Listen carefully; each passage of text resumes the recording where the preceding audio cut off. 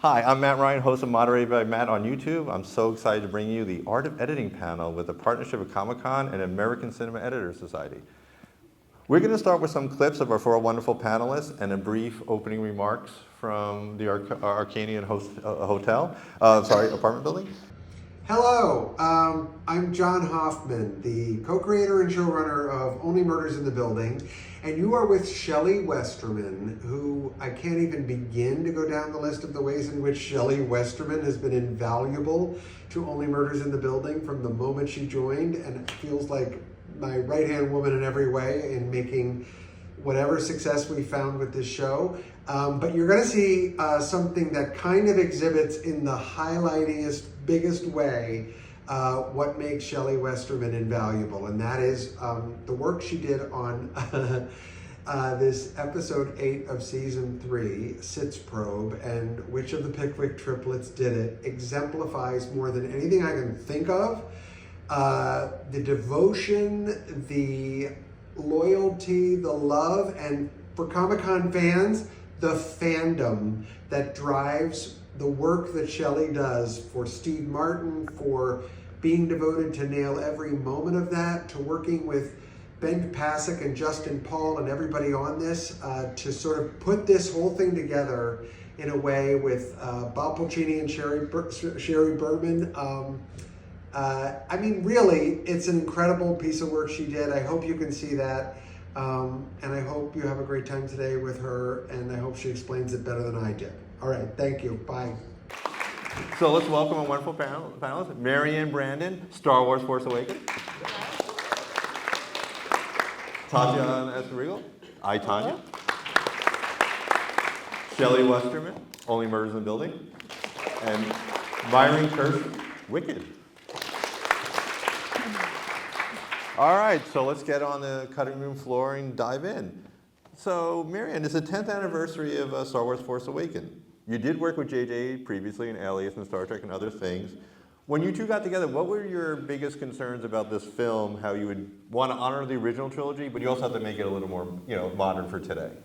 Okay, so what weren't our concerns is really the question. I mean, it had a huge fan base, obviously, and we felt very beholden. J.J. Abrams is a huge Star Wars fan. He grew up with it. I grew up with it. We were, very lucky to have a cast that we felt could step into the role and form a new, Star Wars is a buddy film in outer space, bad guys, good guys chasing the good guys. And we were lucky enough to have this talented cast that just brought it every day, and we wanted to honor the humor. It was very important to us to put humor in the film, and I think we just did it with a lot of love and respect. Tatiana, Tonya. Tonya Harding, Jeff Gillooly contradict each other throughout the whole entire story. Opposite narratives. You have characters that break the fourth wall. You have a story that no one would believe if it wasn't actually true. What were your conversations with Director Greg Leslie? Like, how are we going to do this and break all the rules and kind of put this story together?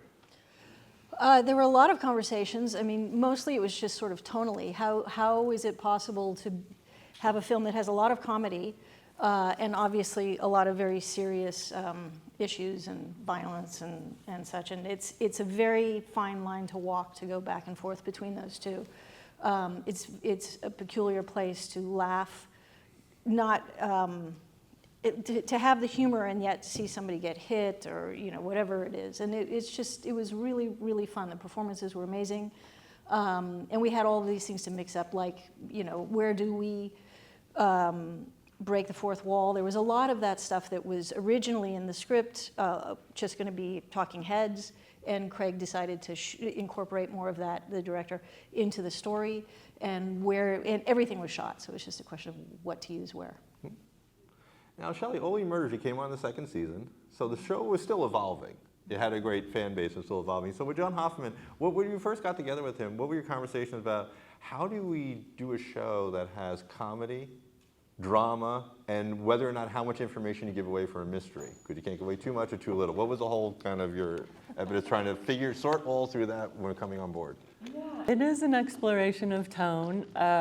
When I came on board on season 2, I was very vocal about making sure the editors are all together, that we're all on the same meetings, concept meetings, tone meetings together, so that we all understand it together. You know, we're splitting episodes, over 10 episodes, but they're all tied to each other. So we all need to know together as a team what's happening. So it all starts with getting ideas, these concept meetings, tone meetings, table reads. They're fascinating because you start to see how it's coming together. You might have read it one way, but then when Steve and Marty and Selena, and it's all on Zoom now, so everybody's everywhere, and we're just in our homes working remotely in our pajamas watching Zooms with Meryl Streep and Steve Martin. And so we get a lot of information, and then it's a lot of it just us playing around with it. I'll have a scene that I might have some score and it's a little bit serious, and then I'll throw a different cue on there that's a little bit more fun, and I'll kind of see what I prefer and what plays. So it is a lot of experimentation and going back and forth, yeah. Oh, cool. Now, Myron, on the panel, you did this really obscure independent film that no one got to see in the theaters, Wicked. So for you, so you worked with John Chu before, so you already had a common language, but you had to bring Oz and Wicked to life. And that is a passionate fan base. You had to do musical numbers, but more importantly, I think you had to have the drama of Elphaba and Glinda without losing that, because that's the heart of the movie. So what were your comments with John Chu? How are we going to do this and balance all these? Well, there was two things. One was John wanted to make The Lord of the Rings meets The Wizard of Oz, and I said, well, how hard will that be? And he said he wanted to make the greatest love story that was ever told. And so ultimately it was about the friendship, and we wanted that to be our compass. And so just focusing on Elphaba and Glinda and knowing that that relationship works was paramount over anything else. And so that scene in the Oz ballroom where they see each other and form that bond, it was really important. That was the centerpiece. And we thought a scene like that, which is very grounded, it's basically looks and a lot of quiet moments. If we could make a scene like that work, then we could have something like, Defying Gravity, feel earned. And so our conversations was like, we're going to make something really epic and beautiful and have the spectacle, but at the end of the day, let's make sure that we don't lose the heart of what this is, which is this relationship. And you mentioned the ballroom scene, because it starts with Elphaba being excited and feeling like she can feel accepted. She gets devastated, bullied fundamentally, and Glinda, and like there's so much going on. How long did it take in editing to find that balance? Because we've talked before, that scene, if that scene doesn't work, the movie failed. I think, that it's so critical. How did you long take to find the balance and work that all out? I mean, it took a while. I mean, when I first started seeing those dailies, there were these long 8-minute takes where Elphaba would enter the room and feeling, elated and happy that she was there, all the way to the end where she was feeling bullying. And every single take that I watched made me cry. And that's really intimidating for an editor when every take makes you feel the same way. You're like, well, where am I going to start? How am I going to cut this thing? And ultimately, I just wanted to sort of understand what the beats of, of feeling that loneliness and that acceptance. And so as I crafted, I think it was probably like 4 or 5 hours of footage for this scene. It took me maybe 2 or 3 weeks. It was a celebration, but they're really happy about this. It took 2 or 3 weeks to finally kind of get an idea of what that scene was supposed to feel like. But then, of course, it took months and months working with John to get it right. Okay, so Maryann, we showed the clip to the Falcon. Rey and Finn really meeting, building their relationship, and the only Millennium Falcon doing an adventure. What went into that sequence? Because again, you gave us back the joy of Star Wars in that sequence, but you also made it kind of more modern, and you're establishing characters. So what kind of went into sorting through that and building that sequence? So Rey had been on this planet, an orphan, alone. She doesn't trust anyone. She just, we built it up from from the beginning. She meets BB-8 in the desert and sort of takes him on, but just wants to dump him and be alone again. She's waiting for her parents to come back, who are never coming back. And then she, through BB-8, meets Finn, and so we just did this like slow buildup of how like two people, three if you count BB-8 as a person, which I do, who don't have a lot of trust and have to build trust in a short amount of time because the rest of the film depends on their connection. And so we put them in this dire situation that kind of sped it up. And again, through humor, earlier, before they get on the Falcon, you know, she's got him under her staff and she's about to kill him. And he's like, no, I'm not, you know, I didn't hurt this droid. And, you know, so then we introduce a common enemy to both of them and put them on the run together. And I think, you know, instantly you feel like these three lost souls are gonna connect. And so it was like, that's how we built the first initial relationship. And then of course in a couple of minutes they're gonna meet Han Solo because they've stolen his ship, who stole it from Ankar Plutt, who stole it from whoever, you know, so. Yeah, I mean, we just built relationships as we went and it really worked. And prior to that, Finn, who was a stormtrooper, that was a big concept in the film. Like, oh, this is the first time you're going to see a stormtrooper take off their helmet and see that there's a human being under there. And he's conflicted because they're doing a massive raid murder on this planet. So he and Oscar Isaac's character, Poe, we've already formed that relationship. So you know, so early on in the film, the structure is to like form all these relationships so that, a lot like the original Star Wars, so that eventually they'll all come together and work as a team. I'm curious overall, because JJ's known for like doing as much practical effects as possible. Oh, yeah. Doesn't love special. Does that help you as an editor? Like I knew you obviously had to have visual effects, of course, but did it help you kind of as an editor having more practical shots as possible? Always. I mean, I get a green screen and I'm like, okay, I'll just decide. I'm just going to imagine what's in there. But we had to go, I mean, you know, you form these scenes and they're full of action and you're, you know, we actually shot Daisy a bunch of times just at a cardboard, you know, control panel with natural light, piloting the Falcon on a rooftop of a building in Santa Monica. So. You know, you can, as long as the performance is there and you believe it, and, you know, I can make you believe it. Mm-hmm. That's the beauty of being an editor. It's like, there's so many options now for, if I can make it believable, I've done my job. Tatiana, so we talked a little, you mentioned Tonya, so that we showed a clip of their courtship, Jeff and Tanya's courtship, which was, starts loving. Yeah. Goes to domestic violence, you break the fourth wall, and has a great end shot of Margot Robbie firing the shotgun saying, I never had it. Mm-hmm. To me, as I mentioned to Myron, this film hinges on you pulling that off. Yeah. So how it went into that sequence specifically, because I think that was, the heart of the film that made it work, but what went into kind of creating that?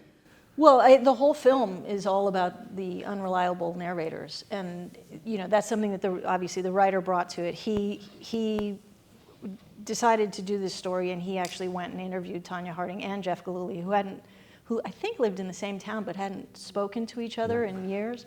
And neither of them, when they each told their story, it didn't jibe at all. They completely looked at it a different way. The only thing they agreed on was Tonya Harding's mother and how crazy she was.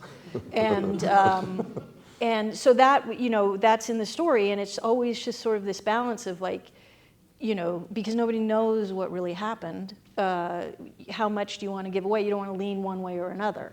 And, you know, when they first meet and begin their courtship, that's a perfect example of, you know, what really happened, who knows. But it's fun because you get to just, it's not blue screen, but it's close. You can kind of play around and do whatever you want. I'm curious, so when editing, did you go in the point of view where do you have a strong opinion of knowing what actually happened? Or did you No. did you feel like No. did you feel like the movie, like you didn't even want to have an opinion on it? No, not at all. I mean, I remember when the director first came to me and said that, you know, he was going to be doing this film, and my first instinct was, well, why? You know, it just seemed like absolutely uninteresting. And then I read the script, and I completely understood why. It's an amazing story, and you know, this person that everybody hated so much. When you really look at the story, whether or not, you know, depending on where the truth really lies, regardless, she had a horrible life, and every single thing was against her, and yet she still, you know, reached these goals, or tried to reach these goals, and it was really interesting. I think that one of the things that was very interesting to me is you go through the whole film, and oddly, the credit sequence at the end of the film is the real Tonya Harding skating. And I hadn't watched any of her, I mean, whenever she was in the Olympics, I obviously saw the Olympics and stuff, but, or all those lead ups to it, but I hadn't, working on the film, watched any of her skating at all. And then we decided at the end, okay, maybe we should do a little title sequence with all of her performances, and to kind of see, so you could see all the outfits and kind of see how well everything works and stuff. And I just watched that one performance where she did, you know, in the light blue outfit, where she actually did the whatever it is, triple axel, quadruple axel, I don't remember. And I was just mesmerized by her joy in that in that performance. After working on the film for the year and then seeing that, I just was like, we can't even cut it up. We just have to play it in its entirety. That was the height of her joy, and everything after that was just, you know, a disaster. It's one of my favorite shots of the movie, like Yeah. Margot's face Yeah. when, you know, she actually does the triple axel. Yeah. It's a good sequence, yeah. But it was fascinating. I mean, again, the character, if you're not enjoying the characters, if you don't relate to the characters, and if you don't believe the characters, you get very bored very quickly, no matter how many bells and whistles there are. And I think in all of these things, they're super interesting characters that you like watching. Speaking of Shelly, so you had Which of the Pickwick Children Did It. It's the I think one of my favorite moments of Only Murders in the Building. Great comedy with Steve Martin. You got a murder mystery going on. You got Selena Gomez doing something. You also have Meryl Streep having a character arc where she becomes a murder suspect. Okay, how does one do that and put that together and make it work? Yeah, well, that sequence was really fun because we had some time to plan it. It was scripted to be split screen. And then as an editor, I'm like, oh, God, not split screen. Need my assistant to do them for me.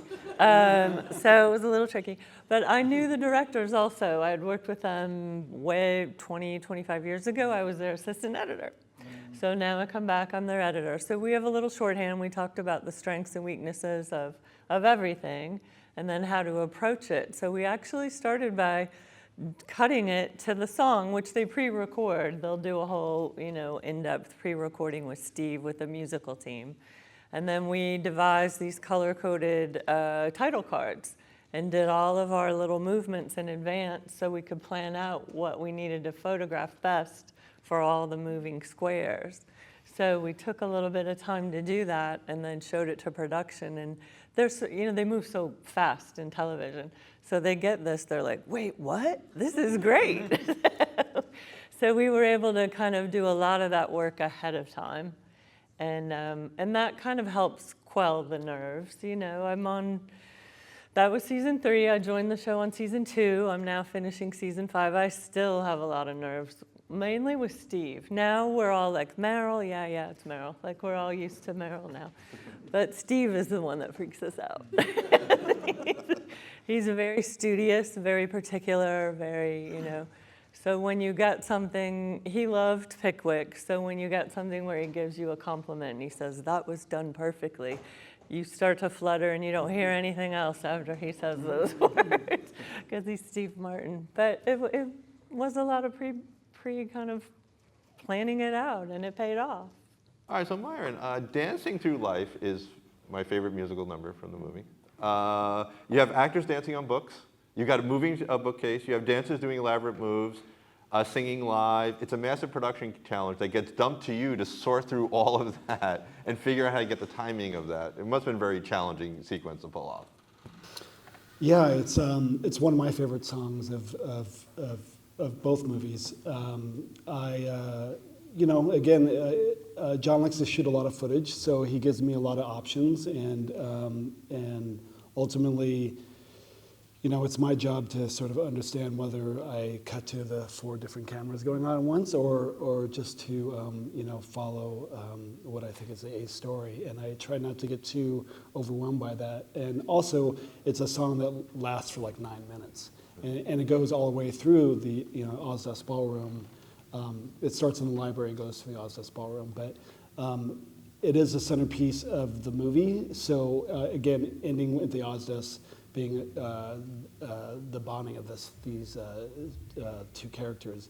And so in the beginning, I just love sort of cutting the joy and following Fierro through trying to convince the students to break rules, and then we slowly go into the Ozdas. And I love big dance numbers, so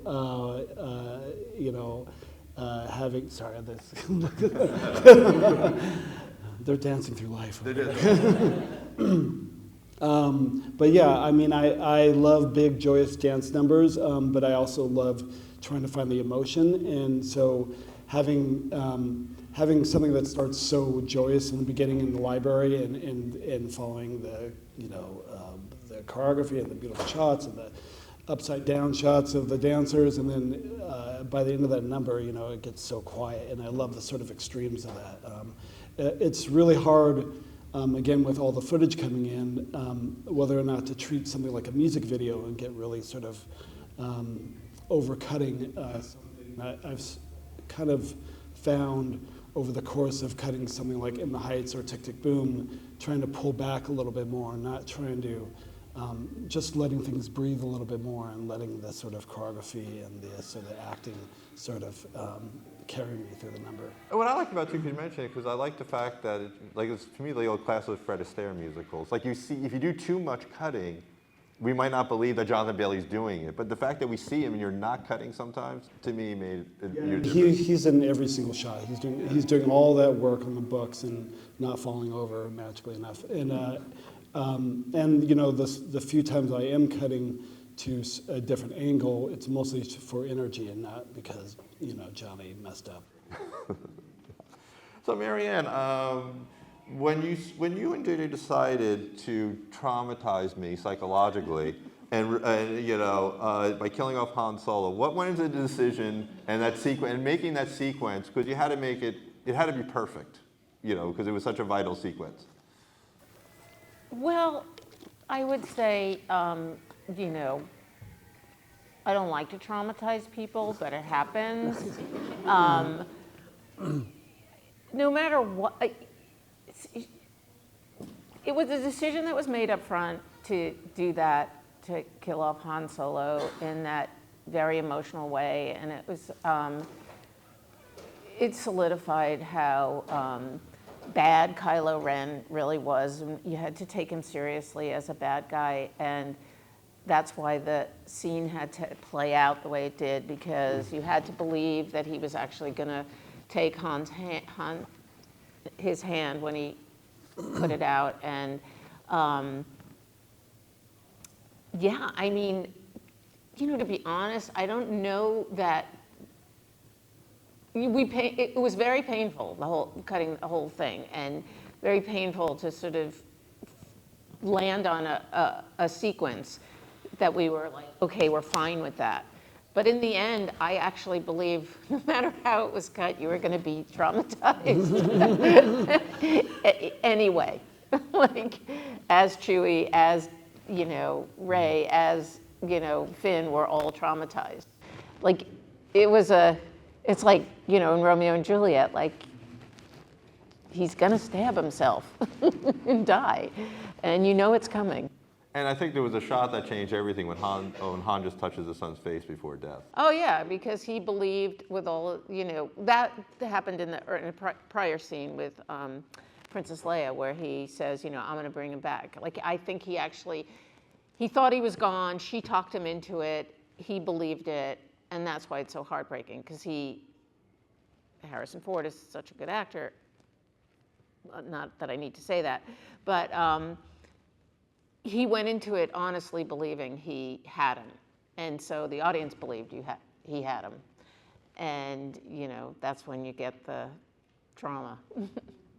And I think, because obviously Rey is traumatized, but it also sets up your beautiful, really ending where Rey calls the lightsaber and finally finds the Force and finally finds Oh my God, Rey. that's my favorite moment. I love that moment when he's going for the lightsaber and it just whizzes by him. Adam is so good in that moment where he's so shocked and it goes into her hand and she's shocked and everyone's shocked. It's like that is my favorite moment in the film. And I like the moment where she is kind of finding the Force and finding the courage to stand up to him. The meditation scene where she's. Oh yeah, That was one of my favorite moments because she's now Luke. She's kind of feeling like we felt with Luke. Right. I mean, you had to that was the whole restart of this third part of the trilogy is that he, or the new trilogy, should I say,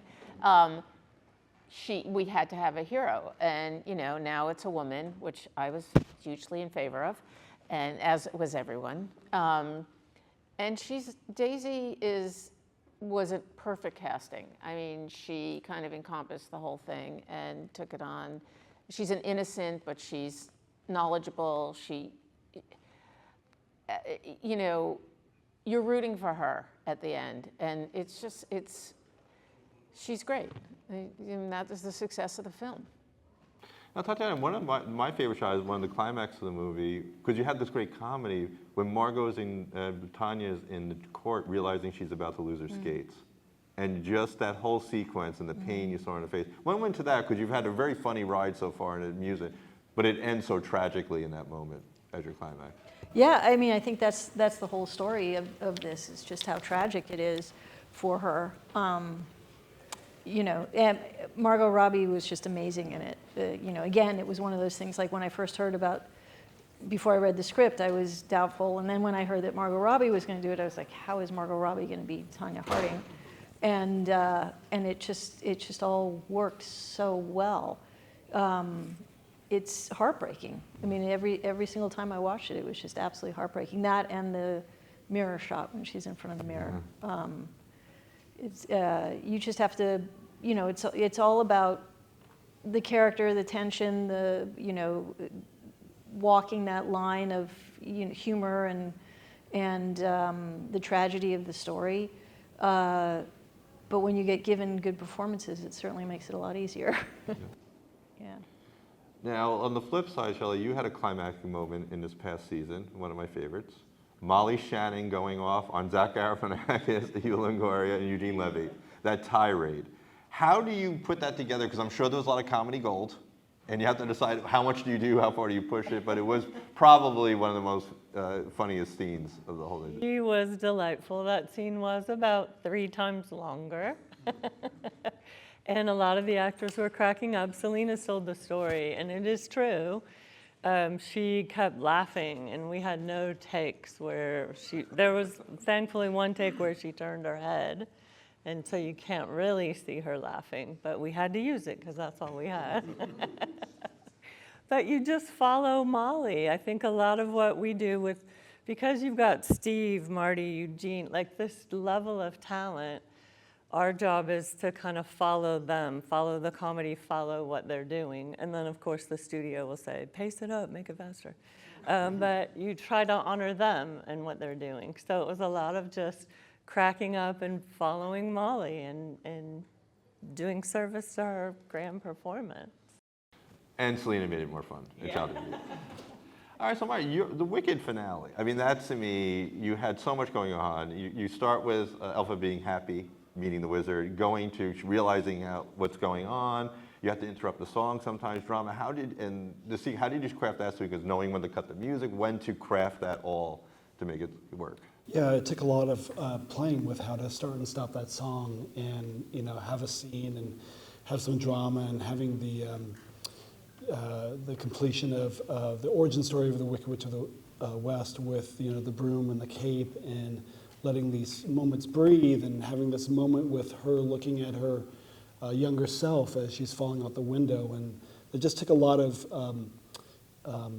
experimentation and a lot of courage, because when we first started screening, people, the fans were like, "You cannot stop this song. You cannot break up the song. This is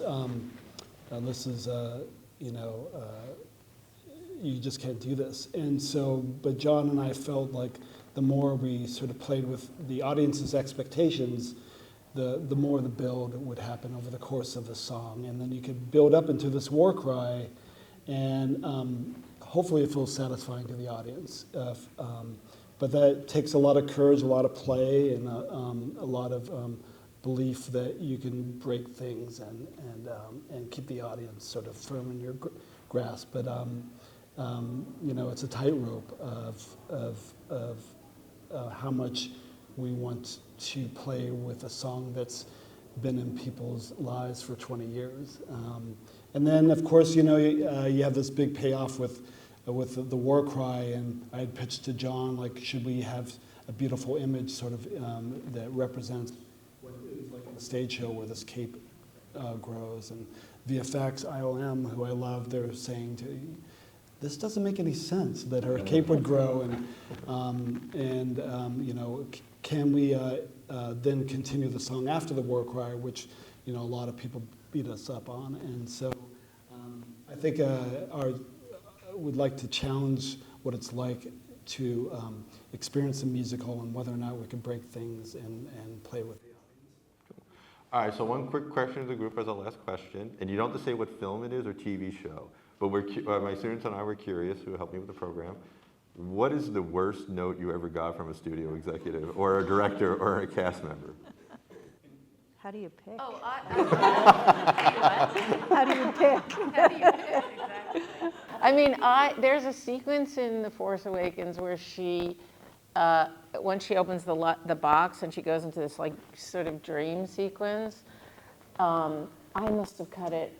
I cut it the way it was written. I cut it not the way it was written. I cut it all. I came up with a million scenarios, and TJ came in the room and he was so frustrated. I think he just didn't know what he wanted it to be. He just didn't, and it was very heavily visually affected. And he said, "Okay, just make it good."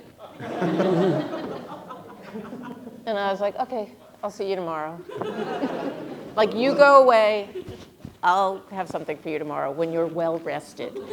Well, that's a good note to end on. That was so I want to thank Comic-Con and American Cinema Society and the Monterey team, and thank you for giving us a nice little lesson on the struggles and triumphs of editing. So thank you so much.